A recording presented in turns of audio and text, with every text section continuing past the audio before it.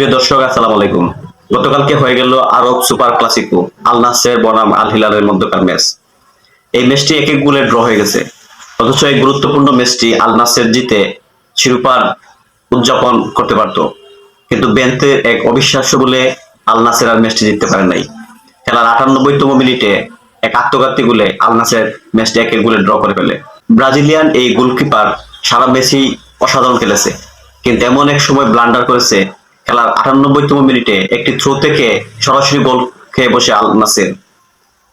বেন্তের হাত ফসকে বলটি জালে ধরা যায়, অথচ কোনো হেডার ছিল না, কোনো কিছুই ছিল না। শুধুমাত্র আল নাসেরের এক প্লেয়ারের সাথে ধাক্কা লেগে বলটি জালে ধরে যায়। এর ফলে আগামী ম্যাচ পর্যন্ত অপেক্ষা করতে হবে আল নাসেরকে। অথচ আর মাত্র একটি মিনিট পার হয়ে গেলে আল নাসের ম্যাচটি জিতে ক্রিস্টিয়ানো রোনালদোর ক্যারিয়ারের আরেকটি শিরোপার সাফল্য দেখা পেত। CR7 সৌদি প্রো লিগে যাওয়ার পর থেকে অসংখ্যবার চেষ্টা করতেছে, কিন্তু কোনো শিরোপা জিততে পারে নাই। এই বছর শিরোপার খুব কাছাকাছি আছে আল নাসের, এবং এই ম্যাচটি আর একটি মিনিট সময় পার হলেই আল নাসের এই উদযাপন মাত্রা হতে পারত, কিন্তু বেন্তর সেই অবিশ্বাস্য গোল আল নাসেরকে ডুবিয়েছে। আপনি একবার চিন্তা করুন, এই বেন্তে হলো ব্রাজিলের সবচেয়ে কার্যকরী কিপারদের মধ্যে একজন। এই বেন্তে যদি ব্রাজিল ম্যাচে থাকে এবং ওয়ার্ল্ড কাপ ম্যাচে খেলে, ধরেন সাপোজ ব্রাজিল বনাম জার্মানির মধ্যকার এক ম্যাচ চলতেছে সেমিফাইনালের, এই ম্যাচে ব্রাজিল 90 মিনিট পর্যন্ত 1-0 গোলে এগিয়ে, কিন্তু এমন এক টাইমে বেন্তের হাত থেকে ফসকে একটি গোল হয়ে গেল, ব্রাজিল 1-1 সমতায় ফিরে গেল এবং টাই ব্রেকারে ব্রাজিল ম্যাচটি হেরে গেল। তাহলে কেমন লাগবে আপনার কাছে? এই বেন্তের উপর আপনার আশা কিভাবে নিরাশায় পরিণত হয়ে যাবে? ঠিক আজকে এরকমই একটি কাজ করেছে বেন্তে। একেবারে শিশু সুলভ আত্মঘাতী গোল, যেখানে সে ম্যাচের নায়ক হতে পারত, ঠিক সেখানে সে বিলেন হয়ে গেল।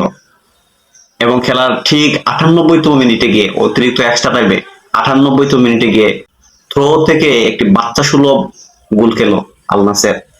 রোনালদোর জন্য কষ্ট হয়, রোনালদোর জন্য আক্ষেপ লাগে যে এই মানুষটা অনেক তিতিক্ষা করে আল নাসেরকে একটি চ্যাম্পিয়ন হওয়ার গৌরবের দ্বারপ্রান্তে নিয়ে গেছিল। যদিও আল নাসের হাতে এখনো সময় আছে চ্যাম্পিয়ন হওয়ার। এখানে আল নাসের ইতিমধ্যে 33 ম্যাচে 83 পয়েন্ট নিয়ে সবার উপর আছে, যেখানে আল হিলাল 32 ম্যাচে 78 পয়েন্ট। হাতে আর একটি ম্যাচ জিতলেই আল নাসের চ্যাম্পিয়ন হয়ে যাবে। কিন্তু সবচেয়ে বড় কথা হলো, এই ম্যাচটি বেন্তে যেরকম ব্লান্ডার করেছে, ব্রাজিল দলেও যদি এরকম ব্লান্ডার করে, তাহলে ব্রাজিল সমর্থকদের জন্য দুঃখ ছাড়া কিছুই হবে না। ব্রাজিল সমর্থকদের জন্য এটা হবে একটি বড় ধরনের অশনি সংকেত, কারণ বেন্তের উপর দিতে যথেষ্ট ভরসা করেছে। ব্রাজিলের সেকেন্ড পজিশন গোলকিপার এখন বেন্তে। আলিসন বেকারের পর বেন্তে হবে ব্রাজিলের পছন্দের গোলকিপার। আলিসন যদি ইনজুরি পড়ে যায়, তাহলে বেন্তের উপর এই দায়িত্ব পড়বে।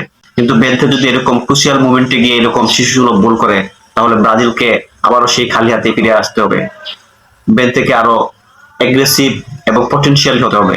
ব্রাজিলকে তাদের এক্সামিনেশন জেতাতে এই একটি গুরুত্বপূর্ণ ভূমিকা বেন্তেকে অবশ্যই পালন করতে হবে দায়িত্বর সাথে।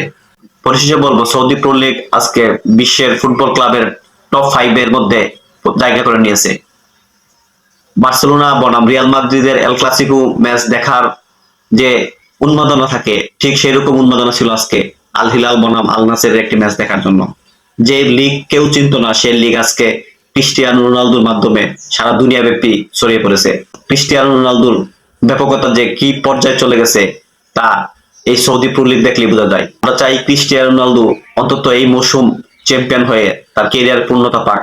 সামনে ওয়ার্ল্ড কাপ, সেখানেও রোনালদোর ঝলক দেখার জন্য সারা বিশ্বে উদ্গ্রীব থাকবে। সবাইকে ধন্যবাদ।